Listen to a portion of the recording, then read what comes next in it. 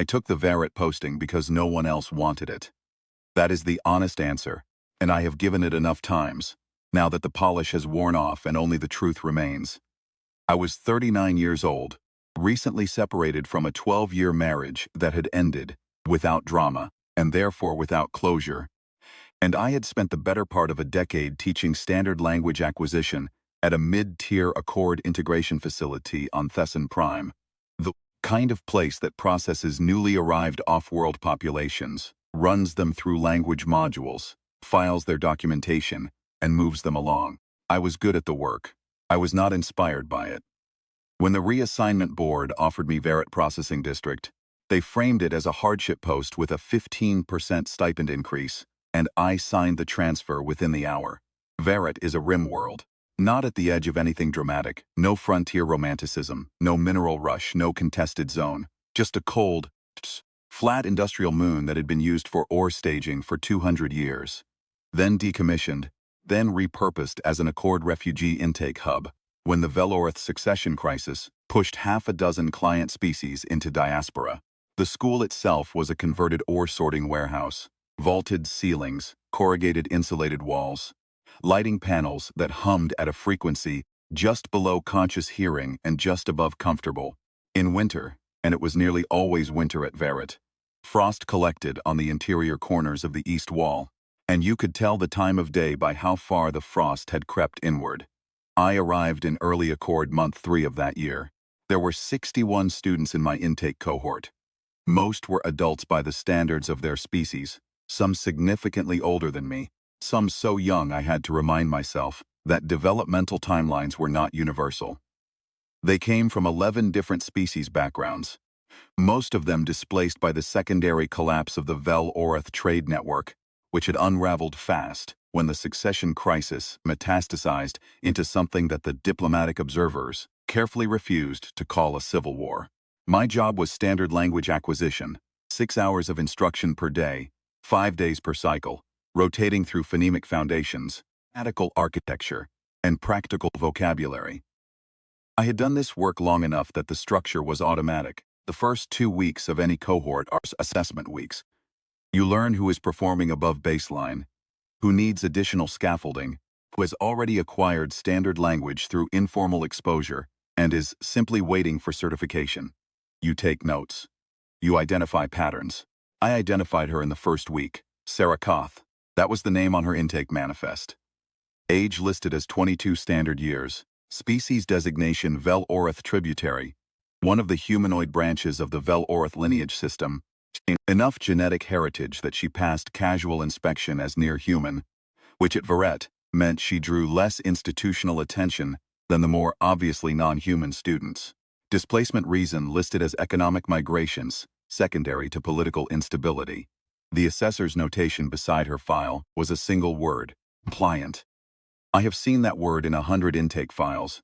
It means the assessor found nothing to flag and moved on. She sat in the third row, left side, second seat from the wall. Not the back row. The back row is where students go to disappear, and she was not trying to disappear. Not the front row either. The front row is where students go to be noticed, and she was not trying to be noticed. The third row, second from the wall, is where someone sits when they have thought about it. I noticed the seat choice. I notice most things in a classroom because the classroom is the only place I have ever felt genuinely competent. And competence makes you attentive. I noted the seat choice and said nothing about it and moved on. What I could not immediately name, and spent the better part of 3 weeks trying to name, was the effect she had on the room. It was subtle. That is the word I kept returning to in my evening notes. I kept by habit and had kept for most of my teaching career. A legal pad journal, pen, nothing digital. Subtle. It was not that she said anything remarkable in class. Her standard language acquisition was rapid. She was clearly in the pre-certified category, someone who had exposure before arriving. But she did not display it in a way that called attention to herself. She answered questions accurately and without elaboration. She helped other students when they struggled with the phonemic structure exercises, leaning slightly toward a neighboring desk to point at the correct pattern on their work pad. And that help was so unobtrusive that the student being helped rarely seemed to realize they had received a correction rather than arrived at the answer themselves. That was the first thing I noticed. The help she gave did not make the receiver feel helped. It made them feel capable. That is a rare quality. I have met teachers who never fully acquired it. The second thing I noticed was harder to articulate. Sarah Koth was in the room was quieter. Not silenced, not the silence of intimidation or forced attention, the ambient noise. The scrape of chair legs, the side conversations, the low-grade friction that 60 bodies in a converted warehouse generate, cross a 6-hour instructional day, settled. It did not stop, it organized, the way a river narrows around a stone in its center. The water still moves, but it moves around something that holds its position without effort. I wrote in my notes, she does not lead, she does not follow, she occupies. I did not know what I meant by that. I wrote it anyway. By week 4, I knew her standard language performance well enough to know she was holding back. Not dramatically. She was not sandbagging in any way that would appear on a certification assessment. But in the discussion exercises, where students were asked to construct explanations of abstract concepts in standard language, she would build an argument to a certain threshold of complexity and then stop. Voluntarily. As though she had assessed the ceiling of what the exercise required and declined to exceed it. Not incapacity. Restraint. I called her after class one afternoon, not privately, just asked her to stay a moment while the other students filed out. She stood at the side of her desk, while I gathered my materials, and she stood in the way that I would later come to understand was her default posture in the world, entirely still, hands loose at her sides, back straight without any sign of tension, eyes on me with an attention that was not intrusive, but that you would not mistake for inattention. I said, "Your comprehension is ahead of where your participation suggests," she said. "The class moves at a pace that serves most of the students well." I said, "That's true. I'm not criticizing, I'm noting it." She waited. I said, "If you need the certification to move to the next intake phase, the current pace gets you there. If you want to work faster, I can set up a supplemental track," she said. "The current pace is fine," I said. "All right." She gathered her bag and left. She did not thank me. I noted that. It was not rudeness. I had encountered enough species-specific interaction patterns to know that transactional gratitude is not universal, and she did not carry herself like someone who was being rude. It was more that the exchange had simply concluded, and she had registered that, and she had left. I wrote in my notes that evening, she is managing her visibility. Conscious management. Someone has told her to stay below a threshold, or she has told herself. The third thing I noticed, and this one took the longest to see clearly, because it showed up most often, in moments I was not directly observing, was the way conflict resolved around her. A language acquisition classroom generates a particular kind of interpersonal friction. You are taking adults who have lost significant portions of their former lives, placing them in a structured learning environment that many of them have not inhabited for years, asking them to perform basic linguistic competencies in front of strangers, and grading the results. Friction this generates is real, and sometimes sharp.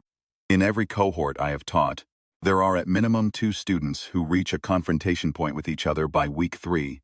A dispute over a workpad, a misread social cue, the accumulated pressure of displacement and uncertainty, channeling itself outward at whoever is nearest.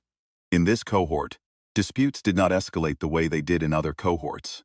I noticed this first in week 2 when 2 students, both Velorath tributary, different regional backgrounds, different histories, came to what I could see from the front of the room was a heated side exchange during a group vocabulary exercise. The exchange lasted approximately 20 seconds and then it stopped, not because either of them backed down and not because an instructor intervened. It stopped because Sarah Koth, who was sitting 3 seats away and had not appeared to be paying attention to anything but her own exercise, said something in a register I could not hear from the front of the room. Whatever it was, students turned back to their workpads and the exchange did not resume. I noted this. I did not act on it. By week 5, I had recorded 4 such instances in my evening notes. 4 moments where tension that had been building resolved without escalation, and in each case Sarah Koth had been in proximity. And in each case I could not have told you exactly what she had done, because what she had done was not a visible action. It was more like a pressure adjustment. The way a hand placed on a table, not touching anything, just present, can change the acoustic quality of a conversation happening nearby. I wrote, she is not managing conflicts. She is preventing them. The distinction matters. Managing conflicts requires intervention. What she does requires presence. She is present in a way that most people are not. And whatever that presence communicates to the people around her, it communicates de-escalation before the escalation fully arrives. I wrote that and read it back, and thought it sounded like the kind of observation a person makes when they are constructing a narrative out of correlation. I still thought the observation was correct. I went back to sleep with that written and thought nothing more of it until the verification team arrived 6 weeks later. They came on a standard morning, unannounced, which is standard Accord protocol for intake verification sweeps, so as not to allow students or administrators to prepare coached responses. There were 4 of them, 2 Accord compliance officers in the pale gray uniforms I recognized from Thesson Prime, and 2 others who wore a different gray, darker institutional gray, with a Vel-Orith court insignia on the right breast that I did not immediately recognize, but that one of my administrator colleagues leaned over to whisper was the House Verification Corps.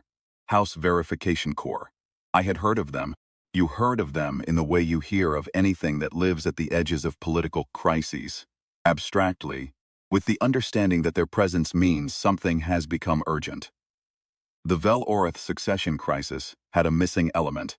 The legitimate heir to House Vel-Orath, the bloodline carrier, had not been confirmed dead and had not been confirmed living.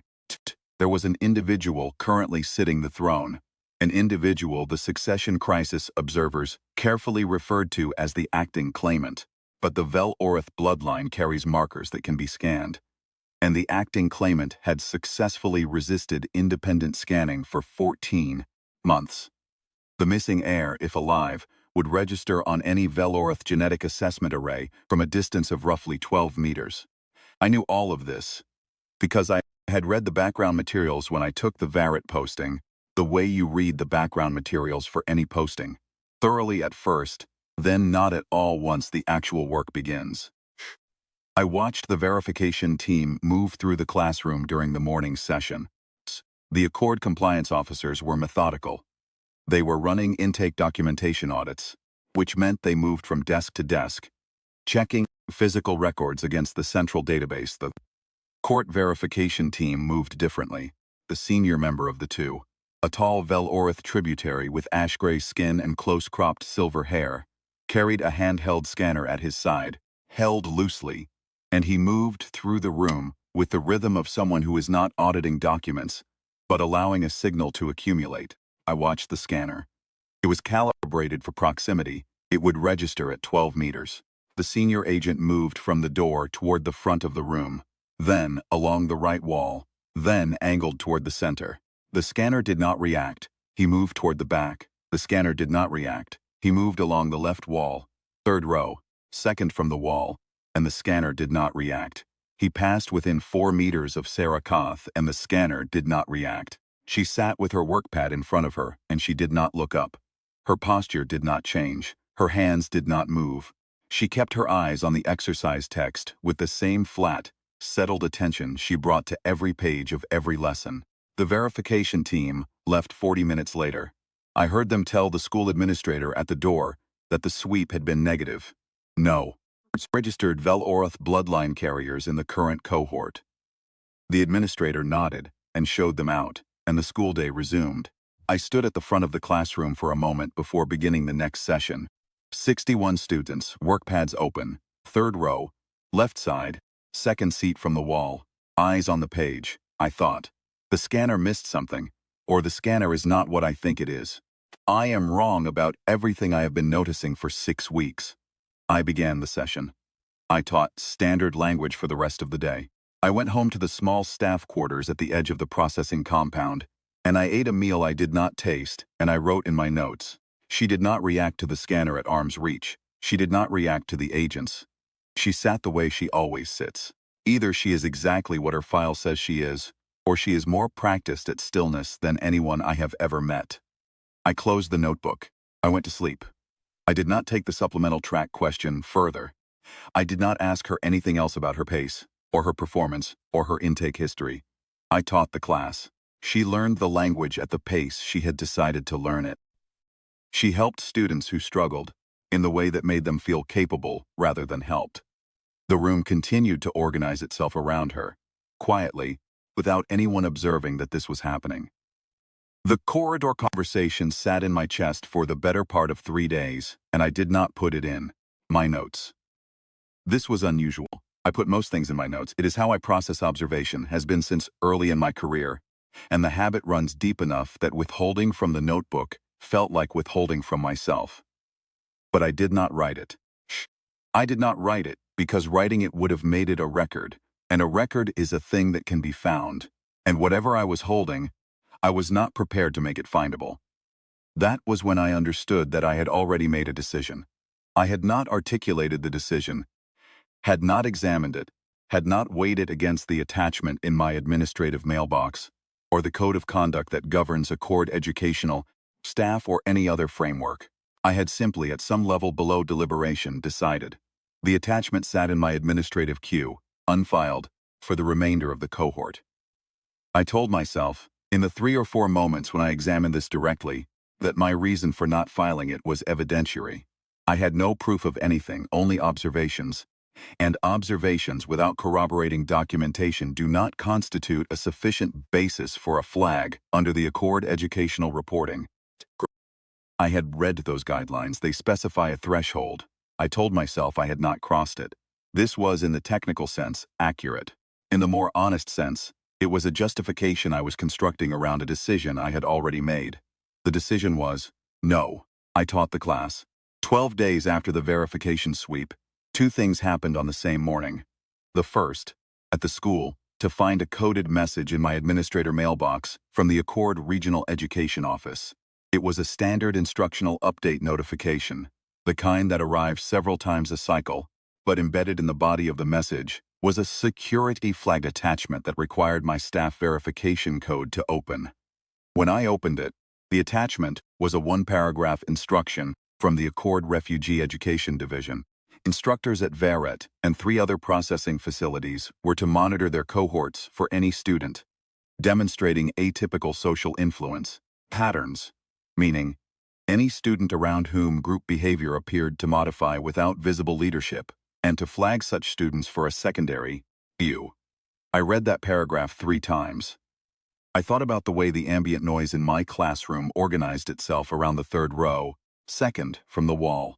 I closed the attachment and filed it in my administrative queue and taught the morning session.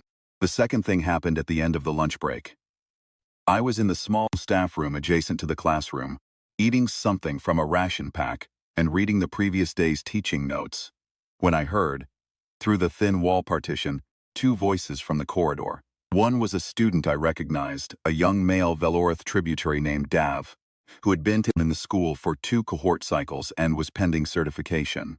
The other voice was lower, placed it a few seconds into the conversation. Sarah Koth. I was not trying to listen. The wall partition was thin, and the corridor had the acoustic quality of all converted industrial spaces. It carried sound with a flat efficiency that insulated nothing. Dave was telling her, in a low and slightly frightened voice, that someone had contacted him. A person he described only as someone from home. This person had told Dav that there were agents, not Accord agents, Velorith court agents, loyal to the current claimant, who had been circulating photographs in the diaspora community. The photographs were old. They were looking for someone. There was a silence of several seconds. Then Sirikoth said, quietly, and with no particular inflection, "Tell him you have not seen anyone matching that description." Dav said, "I know who it is. I knew when I arrived." She said. "Then you understand why you have not seen anyone." Another silence, she said. "Your certification review is in 6 days. Go to the session. Answer the questions. File your transition document. Leave Varret and do not tell anyone where you are going for at least 60 days. He said. "And you," she said. "I have 6 weeks remaining in this cohort. I will finish it." He said something I did not catch, a short phrase, low. In a language that was not standard, she said, in that same flat and settled voice. I know. Go to your afternoon session. You are late. I heard his footsteps move down the corridor and quiet. I heard nothing else. Not her footsteps, not movement. She was still in the corridor, and she was making no sound at all. I set down my ration pack. I thought about the corridor conversation, and the attachment and the scanner at 12 meters, and the way the room organized around her, and then I stopped thinking about any of it, and finished my lunch and went back to my classroom. She was already in her seat when I arrived. Third row, left side, second from the wall, work pad open. She looked up when I came in the way she always looked up, not with wariness, not with anything readable, just with that flat, complete attention. I started the session. I taught the class for 2 more weeks without saying anything to anyone. I want to be clear about that period, because when I describe what happened afterward, I do not want to make it sound like I made a principled decision from a position of certainty. I made no decision. I held a set of observations that I was not willing to convert into a report, because converting them into a report would have meant filing the attachment I had been sent, and filing that attachment would have meant flagging a student who was sitting quietly in the third row, learning a language she already knew, in a school on a cold industrial moon, at the edge of an intake system that nobody checked very carefully. I did not know who she was. I suspected something, the way you suspect weather, not with evidence, but with the pressure of many small observations accumulated over weeks. I was not going to destroy someone on the basis of atmospheric pressure, so I held it. And she sat in the third row, second from the wall, and finished the language certification module, and received a score that placed her in the top 6% of the cohort, which surprised none of the staff, though it surprised me that she had allowed the score to land that high. She passed me in the corridor 2 days before the end of the cohort cycle, and she stopped. She had never initiated a conversation with me outside of class. I stopped and waited. She said, "Thank you for the class," I said. "You were a good student," she said. "I mean, thank you for the class." The second time she said it, there was a small and deliberate weight on each word that was not present in the first saying. She was not thanking me for instruction. She was telling me that she understood what I had not done, and that she was acknowledging it. I said, "Finish the transition paperwork before the office closes on cycle end day." "The queue gets long," she said. "I know." She walked away. I stood in the corridor for a moment, and then walked in the other direction, back to the staff room, and wrote in my notes. She knew that I noticed. She has known for some time. The weight in the second saying of it. She was not thanking me for a good class. She was closing an account. I do not know what account. Then I wrote, "I still do not know what I am holding, but I have held it this long, and I am going to hold it to the end of this posting if that is what is required." The cohort ended. The students filed their transition documents and received their certifications and dispersed into the Accord processing system, some to secondary intake facilities, some to sponsor community placements, some to the general displacement queue. Dav had already left 6 days before cohort end, as Sarah had told him to. I signed 61 certification documents. I submitted my cohort report. I requested a 2-week administrative break before the next cohort began, which was standard practice and was approved. I did not know where Sarah Kayoth's transition document sent her. That is not information the teaching staff retains. I knew she had filed it. The administrative system flagged certified completions, and then the record closed. I thought about her for 2 days after the cohort ended. Then I started writing lesson plans for the next cycle and thought about her less. The Armada arrived on the 43rd day after cohort end. I was in the staff quarters when the compound's emergency broadcast tone sounded. 3 short pulses which I had heard tested twice in my time at Varette, but never activated in response to an actual event. I pulled on my coat and walked to the school's eastern observation corridor, which had the best sight line to the sky above the processing district, and I looked up. There were 19 ships. I am not a military analyst. I could not have told you their class or their armament, but I know scale, and these were not transit vessels. The smallest was roughly twice the size of the ore processing facility that occupied the compound's eastern edge. They hung in a loose formation above the Varette district, high enough to be above the cloud layer, and they were not moving. They were waiting. The largest carried a Velorath House insignia along its hull, not the insignia of the court claimant, which I had seen on administrative documents during the Succession Crisis coverage, but an older insignia, one I recognized from the historical reference materials in the background packet I had read when I took the posting. House Velorath primary lineage, the design that predated the Succession Crisis by 600 years. My administrator colleague appeared beside me in the corridor. She said, "They have sent a court verification announcement to the compound address. The Velorath Accord recognized bloodline heir has been traced to this district. They are requesting a gathering of all current and former cohort residents in the district center," I said. "Former cohort," she said. "Anyone who passed through Varret in the last 8 months," I said. "That is a large number of people," she said. "They have a scanner."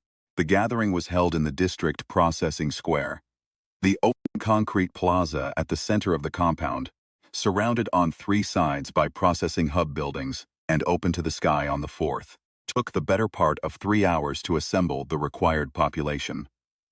The Accord compliance officers managed the logistics. The court verification team, larger this time, 6 agents in that darker gray, plus a senior attaché in full Velorath formal dress, waited in the center of the square. I stood with the teaching staff cluster, to the left of the processing hub entrance. It was cold. The sky was the flat white of a Varret winter overcast, and the ships were above the cloud layer and invisible now. But their presence weighted the air in a way I cannot explain except to say that 60,000 tons of military hull mass in low orbit creates a different atmosphere than an empty sky. People filtered into the square. The compliance officers directed them into rows. The court verification team's senior agent, the same tall ash-gray individual who had walked through my classroom 6 weeks ago with the scanner, moved to the center of the square with the scanner in hand. I watched the crowd. I found her at the edge of the 3rd row of assembled people, near the eastern boundary of the square. She was wearing the same gray coat she had worn through the winter cohort. Her hair was down. I had only seen it pinned during classes. She stood with her arms at her sides, and she was looking at the ground. The scanner began its sweep. The senior agent walked the perimeter of the assembled crowd slowly, the scanner held at his side. He was moving counterclockwise, and he had completed the northern arc and turned toward the eastern boundary, and the scanner registered. I do not have the language for what a Velorath bloodline scanner registers as when it confirms a match. I will try to describe what I observed. The handheld device emitted a tone, not loud, but with a clarity that cut through the ambient noise of the square, and a light appeared on the device's surface. Pale gold, which I later learned is the house color of Velorath primary lineage, and the senior agent stopped walking. The entire square went quiet. He had stopped approximately 3 meters from Sarakoth. He looked at the scanner. He looked at the crowd. The scanner's light was pointing, the way those devices are designed to point, toward the signal source. He said, in standard language, loudly enough for the square to hear, "The scan is complete. It has confirmed a bloodline match. The carrier of the Velorath primary lineage is present in this district." The court attaché in formal dress stepped forward. He said, "Will the confirmed carrier step forward?" Nothing moved in the square for several seconds. Then Sarakoth looked up from the ground. She looked up slowly, the way she did everything, not dramatically, not with any signal of what was coming. She simply stopped looking at the ground and looked instead at the court attaché, and then at the senior verification agent, and then at the scanner with its pale gold light, and then, this is what I remember most precisely, she took a single breath, the kind of breath you take when you have been carrying something for a very long time, and you have just put it down. She stepped forward. The square did not make a sound. 60,000 people, I am estimating, but it was close, and not one of them moved or spoke. The court verification agent ran a secondary confirmation scan at close range, 3 seconds, and the scanner produced the same tone and the same pale gold light, and the agent stepped back and looked at the attaché. The attaché said something in the Velorath court dialect. I do not speak court dialect, I speak standard language. Is a simplified cross-species communications base, not a cultural language. But I understood 2 words of it. because they are borrowed into standard from the court register. And those two words are the formal Vel'Aurith confirmation of recognized lineage. They translate approximately as, she is verified, or more precisely, she is who she is. The attaché Knelt, the senior verification agent Knelt, the 6 court agents in darker gray Knelt.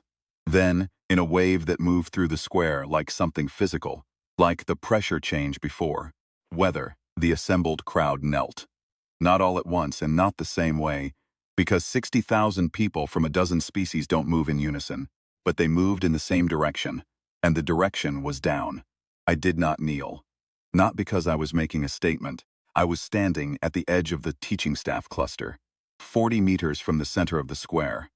And by the time the wave reached us, I had already stepped forward, not toward the center, just slightly forward, away from the cluster, and I was standing on my own, watching. She was standing in the center of all of it, the gray coat, the hair down, the same posture she had held at the second seat from the wall in the 3rd row of a converted ore-sorting warehouse for 4 months. Back straight, hands loose at her sides, entirely still. She looked up from the attaché who knelt before her, and she scanned the square. I do not know what she was looking for. I know what she found, because she found me. She had to look through the crowd to find me. I was at the edge, central, not visible in any particular way. But she found me and I understood. In the way you sometimes understand something that has been true for a long time without being spoken, that she had known exactly where I was standing since she stepped forward. She looked at me the way someone looks at a person who knew before the room did. Not with gratitude. We had already closed that account. In the corridor 2 days before cohort end. Not with apology. With something that is difficult to name, but that I will call recognition, because that is what it was. The recognition that another person had seen you clearly when the conditions for clear seeing were poor, and had kept what they saw without using it. I held her gaze. The processing square was full of motion now, the court team moving to their formal positions, the attaché speaking into a comm device, the ships above the clouds signaling back to something further away. The wave of the moment was beginning to break into logistics and protocol. She broke our gaze first because she had to. There were people pressing toward her, court staff and compliance officers, and, from the edge of the square, 2 individuals in Vel'Aurith house dress, who were moving fast and whose approach made her face do something it had never done in 4 months in my classroom. It opened. Whatever she had been holding in her expression across all those mornings in the 3rd row, it released when those 2 people reached her, and she received them the way you receive people you have not allowed yourself to miss while missing them. I turned and walked back through the compound to the staff quarters. I sat at the small desk and opened the legal pad notebook to the next clean page. I wrote, "She is who she is." I wrote that phrase because I had understood it in the square, and I wanted to have it somewhere. I wrote, "I do not know what happens next, politically or legally or in terms of the succession crisis. That is not my field. My field is a 6-month instructional day in a converted warehouse, phonemic foundations, grammatical architecture, and practical vocabulary." I sat with that for a while. 3 days later, a message arrived in my administrator mailbox. It was from a Vel'Aurith court address I did not recognize. The message was short. It said, "The primary residence of House Vel'Aurith has requested that the Varret teaching staff be formally notified. That the transition documentation filed at the close of the last cohort by certification candidate Sarah Koth has been superseded by primary bloodline confirmation. The Accord relocation tracking system has been updated accordingly." And then below that, in a section that was not part of the formal notification, "I wanted you to know that I will not forget the class." The second time I said it, I meant it. I still mean it. SK, I read that twice. I set the message aside and looked at the east wall of the staff quarters, where the frost had crept in another 3 centimeters since morning. I thought about the fact that the acting claimant, the impersonator, the person who had held the House Vel'Aurith throne for over a year while the rightful heir sat in the 3rd row of my classroom and learned the standard language phonemic system at a pace calibrated not to exceed what the exercise required, would now have to account for 14 months of decisions made in a name that was not theirs to use. That was not my business. But I thought about it. I thought about the scanner at 12 meters that had not registered in my classroom. I thought about that for some time, actually. I had read enough about Velorath bloodline assessment technology to know that those scanners do not miss. They are calibrated against interference from known materials and most known environmental conditions. They are the tool a court uses when it needs to know the truth, and they had walked through my classroom and found nothing. The explanation, when I eventually pieced it together from what became public knowledge over the following months, as the succession crisis resolved, was technical. Sarah Koth had been using a suppression compound, a substance applied to the skin that, for a window of approximately 4 hours, generates a low-frequency interference field around the body's bloodline marker emissions. It had been developed by the Velorath Exile Network specifically for the purpose of protecting the real heir from the court's verification sweeps. Requires precise timing. It requires sustained composure because the compound degrades rapidly under acute stress responses, and an acute stress response during a 12-meter scan would have burned through the suppression window and registered. She had sat 4 meters from a court verification scanner in a classroom full of people and had held the stillness. Thought about what that composure costs to maintain. I thought about maintaining it for 4 months. In a cold converted warehouse under fluorescent light, helping other students with their phonemic exercises in a way that made them feel capable rather than helped, sitting in the 3rd row, because that is where someone sits when they have thought about it. I thought about all of this for some time. Then I opened a new intake roster for the next cohort, 63 students, reporting in 2 weeks, and I started reading through their files. The succession crisis resolved over the following 8 months. It was not clean. These things are never clean, but the confirmation of a viable bloodline heir changed the political mathematics in ways that were not reversible. The acting claimant was removed from the throne through an accord-mediated succession review. The impersonation charges were significant. The House Verification Corps presented evidence that had been accumulating for 14 months, and that evidence, combined with the bloodline confirmation, was sufficient. The Velorath Accord standing was restored to the primary lineage. I followed the news in the way you follow news about something that touched your life obliquely and continues to carry weight without requiring your involvement. I did not follow it closely. I had work. I taught 3 more cohorts at Verret. The posting ended when my 2-year contract concluded, and the board offered me a renewal at the same site or a transfer to a mid-level facility on Central. Better amenities, larger cohorts, institutional prestige. I took the mid-level facility, not for the prestige, but because 2 years at Verret had been long enough, and the east wall had been claiming new ground with the frost all winter, and I was tired of watching it. I was packing the staff quarters on the last day of my Verret posting when there was a knock at the door. I did not get many visitors to my staff quarters. My administrator colleague had already held a small farewell gathering in the staff room previous afternoon, and I had exchanged handshakes and a few remarks about educational continuity and moved on. I had not expected any further goodbye. I opened the door. Sarah Koth was standing in the corridor. She was not wearing the gray coat.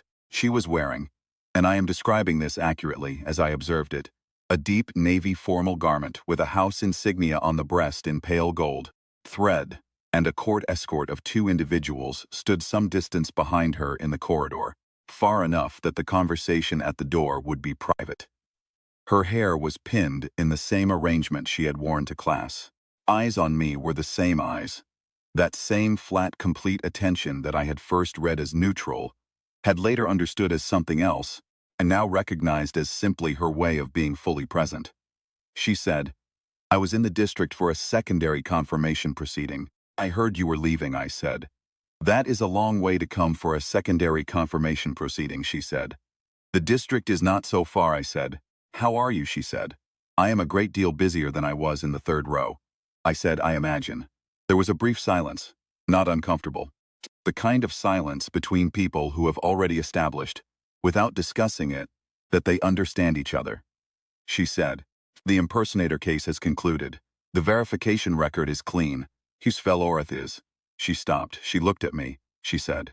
"I do not know why I am telling you the political summary. You can read it." I said, "I have been following it." She said, "I know." I said, "I don't know how you know that, but I believe you." Something moved at the corner of her mouth. It was not quite a smile. It was the suggestion of one. The place where a smile lives in a face that has long practiced restraint. She said, "There is a teaching position in the Vel-Orith Educational Integration Program that is not yet filled. It is on Accord Central. The cohorts are larger. The facilities are significantly warmer than Verret," I said. "I've taken a posting on Accord Central already." She said, "I know. Position I am describing is within the same district." I held that, I said. "That seems like a coincidence you arranged," she said. "Shh. Very little in my life for a long time. I am now in a position to arrange some things," I said, "and you chose to arrange this," she said. "You saw what the scanner did not. You had 6 weeks of observations that were more than sufficient to file a very clear report, and you filed nothing." I said, "You were a student. Filing a report on a student requires cause," she said. "I know what it requires and I know what you had," I said. "Had was not insufficient," she said, with that same flat precision she had always used when she was not saying the obvious and expected thing. "No. What you had was sufficient, and you knew it was sufficient, and you chose the student over the report." I looked at her for a moment. I said, "Chose what seemed right," she said. "Yes. I know, that is what I am acknowledging." The second time she said it, I thought about the corridor 2 days before cohort end. The same weight on the same words. The same settling of an account that had been standing open. I said, "Is the position voluntary, or is there a contract?" She said, "There is a contract. Standard Accord educational rate, 12-month renewable. The cohort will be largely Vel-Orith tributary diaspora. Standard language expertise is applicable." I said, "I'll need to look at the contract," she said. "Of course." She reached into the interior of the formal coat and produced a folded document. Actual paper, the kind that the Accord bureaucracy still uses for certain classes of formal agreement. She held it out. I took it. She said, "The contact information for the program administrator is on the 3rd page. He is expecting your communication," I said. "You were reasonably confident I would take the contract," she said. "I thought it was likely," I said. "What made you think that?" she said. "People who choose the student over the report, when the report would have been the easier and safer thing. They tend to be in this work because they believe in it. And people who believe in the work take good postings when the postings are offered." I said, "That is a reasonable inference," she said. "I know." The escort in the corridor shifted slightly. She registered this without looking back. She said, "I need to attend the proceeding," I said. "Thank you for coming," she said. "Thank you for the class." The third time she said it, there was no weight to distinguish it from the first. Because this time it was simply true, and she knew that I knew it, and neither of us needed the second layer anymore. She walked back down the corridor. The escort fell in beside her, and the three of them turned the corner toward the compound entrance. And I stood at the door of the staff quarters holding a folded contract on actual paper and listening to the frost creak in the east wall. I looked at the wall. I thought, 61 students, 12 weeks. Converted ore sorting warehouse with corrugated walls. The scanner at 12 meters found nothing. The 3rd row, 2nd seat from the wall. I thought about what she had said, that she had arranged very little in her life for a long time, and was now in a position to arrange some things. I thought about what it costs to arrange nothing for a long time. To hold a position in the 3rd row and help other students feel capable and let the room organize around you and never say, by any word or action or visible adjustment of posture, that you were anything other than exactly what your intake file described. I thought about that suppression compound and what it requires. Precise timing and sustained composure. Because acute stress burns through the suppression window, and the scanner reads through. She had sat 4 meters from a court verification agent in a room full of witnesses and held the stillness. And I thought about the easiest interpretation of what had just happened in the corridor. That she had come back to Verret for a proceeding and stopped by to deliver a contract, which was a logistically efficient thing to do, and that the position on Accord Central was a reasonable placement of an experienced educator whose file now held a flag for demonstrated discretion in sensitive circumstances. And And I thought about the other interpretation, which was simpler and which I had been avoiding. Because it is the kind of thought that a person of my age and my particular history approaches carefully, that she had come back, at least in part, because she had wanted to come back. That the district was not so far was technically true, and also not the reason. That a court communication to a program administrator's mailbox could have delivered this contract without anyone making the transit. I stood with both interpretations for a while. I am 51 years old now as I write this. I was 41 at Varret. I have learned, in the intervening decade, that it does not always matter which interpretation is correct. Sometimes what matters is whether you are willing to be in the place where you can find out. I looked at the wall. I thought, she is who she is. I wrote that down the day the square went quiet. Because I wanted to have it somewhere, I have it. I folded the contract and set it on top of the last box I had left to pack, and I sat on the edge of the bare staff quarters mattress and thought about what it means to see clearly when the conditions for clear seeing are poor, and to hold what you see without using it, and to let that be its own sufficient thing. Then I picked up the contract, found the third page, found the administrator's contact information, and wrote a short message on the legal pad I was already going to carry with me. I said I was interested. I said I was ready when they were. I sent the message. Outside, the sky above Varret was the flat white of a winter overcast. The ships were long gone. They had been gone since the morning after the square went quiet, lifting through the cloud layer in a formation that had cleared the processing district. Like weather clearing, steady and organized, and without drama. I stood at the staff quarters window for a moment, looking at the sky where they had been. Before I went back to packing the last box, the east wall held its frost in silence. I left Varret 11 days later. I did not look back at the compound when the transit vehicle cleared the district perimeter. I looked forward, at the road, at the flat industrial horizon giving way to transit lane markers, and I thought about a classroom on Accord Central, and a contract in my coat pocket, and a woman who had sat in the third row and known, from some very early point in the 12 weeks, exactly where I was standing. I thought about the second time she had said it, and the third. And I thought, some things you hold. Because holding them is the right thing, and you do not need to know more than that. And the weight of them over time is not a burden, but a kind of ballast. And ballast is what keeps a person upright when the conditions for standing poor.